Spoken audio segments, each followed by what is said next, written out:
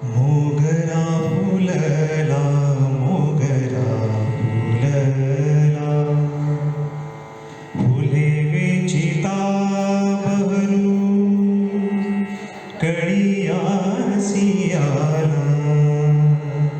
फुले वेचिता बहरू, कळियासी आला. मोगरा फुलला, मोगरा फुलला. सारी भावंड एकत्रच तिथे जवळ मुक्ताई होती. ती पण ज्ञानदादाच्या जवळच होती. तिनं विचारलं, ज्ञानदादा, हे मोगरा फुललाय? ते म्हणाले, हो. ज्ञानदेव मुक्ताबाईला आणि सोपानदेव तिथेच आवारात होते. त्यांना म्हणाले, बघ मुक्ते, हा मोगरा कसा फुललाय ते बघ. बहरून आलाय. सुरुवातीला आपण एखादंच फूल फुडत असेल, पण आता सगळा मोगरा बहरून गेलाय बघ कसा. मुक्ताई बघत होती आणि ज्ञानदेव बोल परत गाऊ लागले. इवले से रूप लाविले द्वारी, इवले से रूप लाविले द्वारी. दयाचा वेलू गेला गगनावेरी. मोगरा फुलला, मोगरा फुलला. मोगरा फुलला इथपर्यंत ठीक आहे, पण ज्ञानदादा, मोगरा असा गगनाला कसा बरं भिडेल? मुक्ताई विचारती झाली. फक्त स्मित केलं. त्यांनी फक्त स्मित केलं आणि त्याचे नेत्र त्यांचे ज्ञानोबा दादाचे कुठेतरी दूर लागले. असं बघ मुक्ते, हा मोगऱ्याचा वेल म्हणजे चितशक्ती, म्हणजे कुंडलिनी. निवृत्ती दादांनी तो माझ्या ठाई संक्रमित केलेला आहे. पंचमहाभूत आहेत ना, पृथ्वी, जल, अग्नी, वायू आणि पाचवं म्हणजे आकाश. आपल्या शरीरात पृथ्वीची 2 चक्र आहेत, मूलाधार आणि स्वाधिष्ठान. 2 जलचक्र आहेत, मणिपूर आणि अनाहत. तेज, वायू आणि आकाशाचं प्रत्येकी एक चक्र, विशुद्ध, आज्ञा आणि सहस्रार. पृथ्वी आणि जल यांना धरून 2 चक्र आहेत.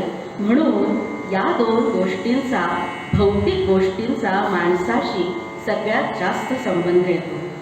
असे एक चक्र पुढे करत करत आपलाही मोगरा आपल्याला फुलवायचा असतो. पुढे पुढे ही चक्र पार करत आपल्याला जायचं असतं.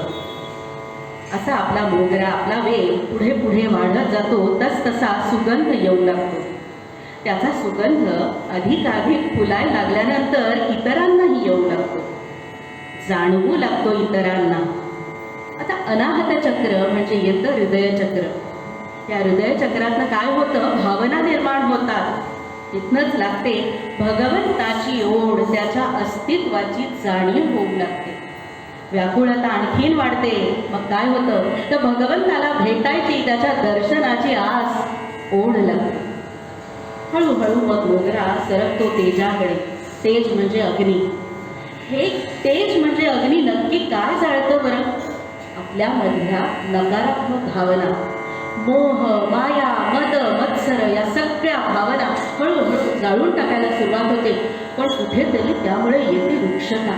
कळत नाही काय होतंय ते, पण त्याच दरम्यान साधकाच्याकडनं सगळ्यात जास्त कार्य घडतं.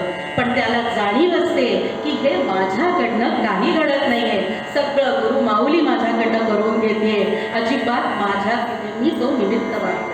ही साधकालाही जाणीव होत असते. आणि सगळ्यात शेवटाला येतं ते आकाशतत्व. मोगरा अगदी आकाशाला भिडतो, संपूर्णपणे निर्गुण निराकार होतो. मनाचे सारे गुंते खाली वळवून पडतात. आता काय करायचं त्या गुंत्याचं? ज्याच्याकडनं आला तो गुंता त्याला समर्पित करायचा, त्याला तो परत द्यायचा. आणि तो ईश्वराला एकदा दिला की त्याच्याकडे दिल्यानंतर आपल्याला त्रयस्थपणा येतो. आपण त्याच्याकडे त्रयस्थपणे पाहू शकतो. आता ज्ञानदेव पुन्हा गाऊ लागलेले आहेत आपल्याच स्वतःच्या तंद्रीमध्ये. मनाची गुंती गुंफियेला शेला, मनाची गुंती गुंफियेला शेला. बाप रखुमा देवीवर विठ्ठल